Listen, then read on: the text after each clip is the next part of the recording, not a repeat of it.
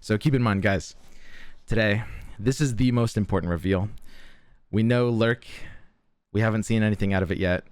We know it's going to involve both Reksai and Pike, and we know that if Reksai is good, Lurk can be good. And if it's not, Lurk's going to have trouble. I'm extremely tired right now. So we're going to do just some nice, sleepy, low energy ASMR. I'm literally going back to bed after these reveals. This has nothing to do with the reveals. I just stayed up all night. I have a bad sleep schedule right now. Something went wrong. All right, here we go, guys. Oh, Reksai. Reksai, here we go, guys. It's starting. Okay, Reksai is a 3 mana, 3/6. When I lurk or attack, grant lurker allies everywhere.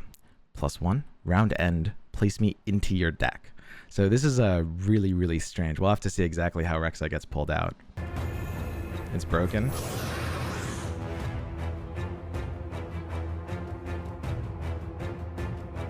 All right, we know what Lurk does already. It basically every time you attack with a Lurk, up to once per turn, you're getting your value. I'll check for Xerxa'Reth. Oh, And the thing about Rek'Sai is, of course, she has crazy stats. A 3 mana, 3/6. Yeah, that's the kind of idea of Rek'Sai. She's literally a 3 mana, 3/6, and of course she goes back into your deck, but if you can find a way to get use out of the stat line, that's kind of the idea. She does a double lurk. Yes, she kind of does a double lurk in that way. thanks for looking out for us, Sypha. Well, someone has to, no? The queen! Nobody move! Exactly. All right. Ooh, we saw a new card there. I'll see what that does at the end.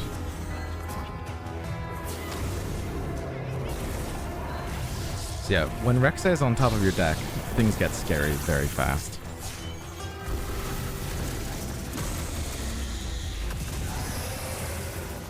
She found us! Alright, sorry. When I level up, create 3 random lurker followers in hand. That is pretty big. You're getting a lot of potential value from that. It's going to be hard to evaluate. We'll have to see what all the lurk things do, but this is definitely some very good value and overwhelm too.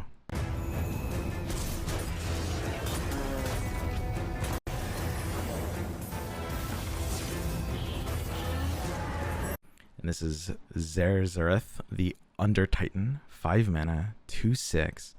If it has 8+ power, give it Fearsome Overwhelm and Spell Shield this round. And that's if it attacks, so like every time it attacks, which is pretty crazy. You need to have triggered Lurk 6 times though. It's a Titan! You can buff it too with other non-Lurk things. It's just if it has 8+ power.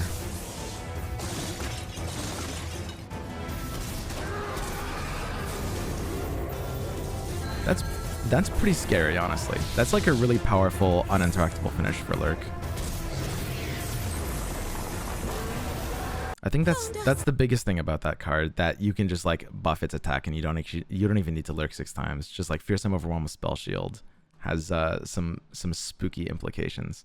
It's a worse Rune Runner. Yeah, so it's a conditional Rune Runner. But if you're running all the Lurk cards, you're getting it out, but better. All right, now let's see if there's a couple more cards here. I apologize, guys, again for the low energy reveal for ASMR mode. I couldn't even pretend to be high energy right now. I'm way too sleep deprived. But this looks pretty cool. All right, and we can see here that Reksai's champion spell is Call the Pack. This is a 2 mana to play. Put a card from hand on top of your deck. Create 2 random lurker followers in hand. So this one effectively goes neutral on cards because it takes one of your other cards. You put one on deck and 2 random lurker followers in hand. And it's a lurker. It's a lurk itself, which means if it's on top of your deck, it'll trigger this. So far, today's reveals are actually really powerful. They give Lurk a lot of ways to actually be able to win the game. And Call the Pack is a really important part of that, I think. Just the fact that they have like lurking as a spell and you're just creating a bunch of random lurk followers. this is a deck that is going to kind of like build itself. Like this is kind of the epitome of control F deck building. It's sort of like deep, except in this case you kind of just put all the lurkers in. I don't even know if there's a single lurker you wouldn't run in this deck right now. I first of all, we don't know how viable the Bilgewater side of the package is. It's possible Snapjaw Swarm might be a little awkward, but most of the other lurkers are good enough that they'll probably see play in a lurk deck.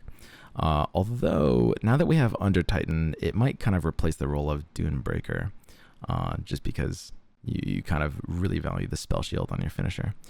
Another really interesting thing is it looks like we're getting so many powerful lurk cards that are in Shurima. There's so much synergy built in here that I don't know exactly how Bilgewater will support this archetype.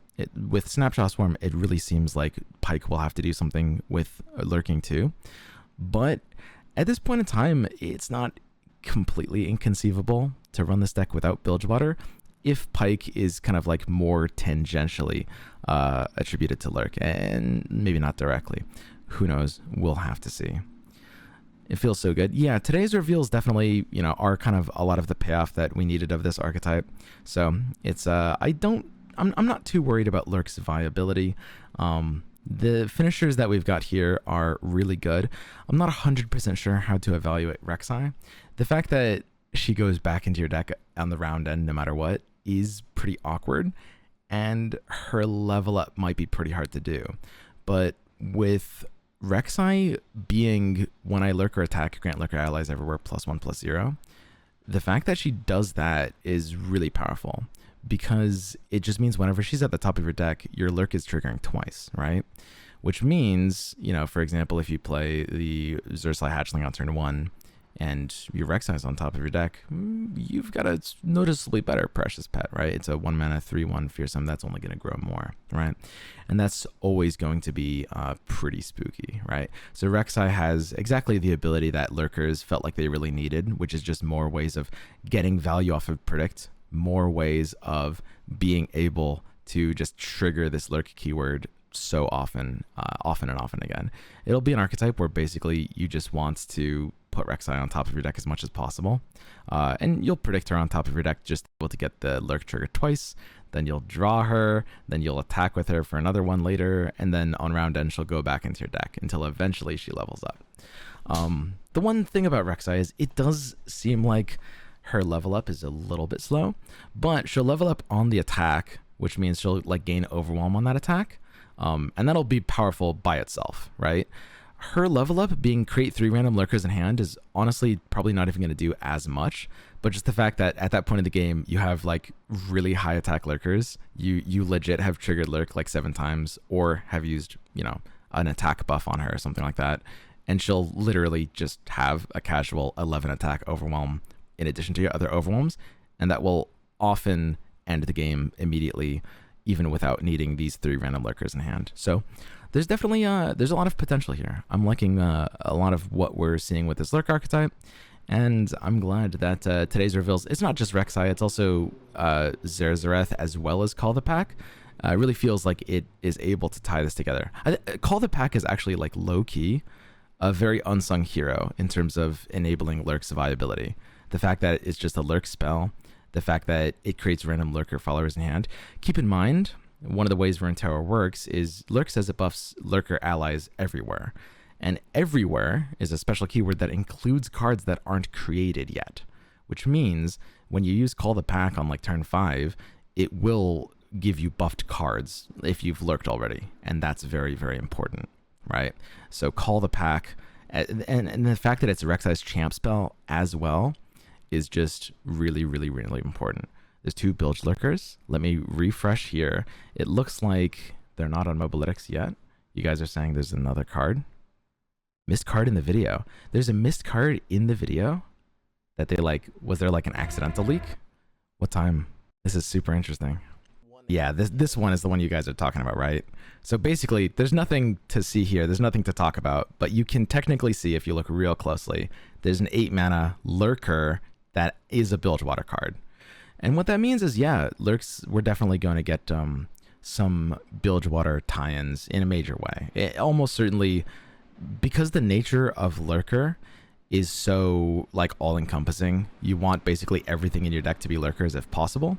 And the fact that we're getting confirmation that Bilgewater is going to have an actual major tie-in to Lurk. There's a 1-mana thing too. Oh, is that a 1-mana? Wait a second. That's also a 1-mana Lurker, and that's also in Bilgewater. Yeah, 1-mana is a new one too. That's a really big deal.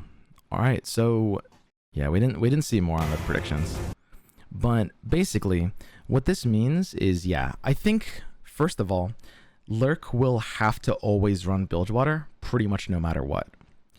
Here's the interesting thing, which is that a lot of you guys are going to be like, well, this deck is kind of pre-built, you know, yada, yada, yada. And to a degree, that's definitely kind of true, because at this point, it seems very likely that you have to use Shurima Bilgewater, and I don't think there's a way around that. However, something that's really important to note there is that the fact that you have so many Lurk cards all coming in this expansion at once, you've got so many Shurima cards, and you've got so many Bilgewater cards, the actual micro deck building decisions aren't going to be pre-built, right? That's really important, because we have so many options in both Bilgewater and Shurima, we actually will be able to make more cuts. Like, I don't know, you know, the Bilgewater ones yet. Some of those are going to see some play, and some of them aren't. We don't know. But for example, you know, there will be actually major decisions to make, right? Like, do you run Feral Prescience? Do we run Dunebreaker? Dunebreaker is looking a little bit worse now, but we don't know, right? Xerxa'Reth Collar is looking definitely like it kind of has to be nuts, and the 1-mana one is looking like it has to be nuts, the Xerxa'Reth Hatchling. But the cool thing about this deck build is, even though the regions build themselves, there's going to be so many cards for this deck that there will be some significant deck building decisions in terms of what you run and what you don't. And I think that's important to note. Whereas like something like Tom Soraka, I think was, people are going to compare it to Tom Soraka because people were talking about, oh, Tom Soraka is an auto build. And that's true, but I'm pretty confident that this won't be like as fast to refine, and there will be meta tweaks where in different metas you might run some Lurkers and you might not run others. Whereas Tom Soraka is a deck that's like extremely rigid, and you only have like literally 2 or 3 flexible slots, right? Like Tom Soraka is a bit of a different comparison here. There's a lot of micro deck building decisions just off of the back of the amount of followers we've seen and the nature of this kind of deck. All right, so that is it for my initial impressions to the reveals. Let me know if, you know, there's anything that I missed. And yeah, I'm actually pretty excited for these new cards. All right, guys, I'm going to go back to bed now. Good night, everyone.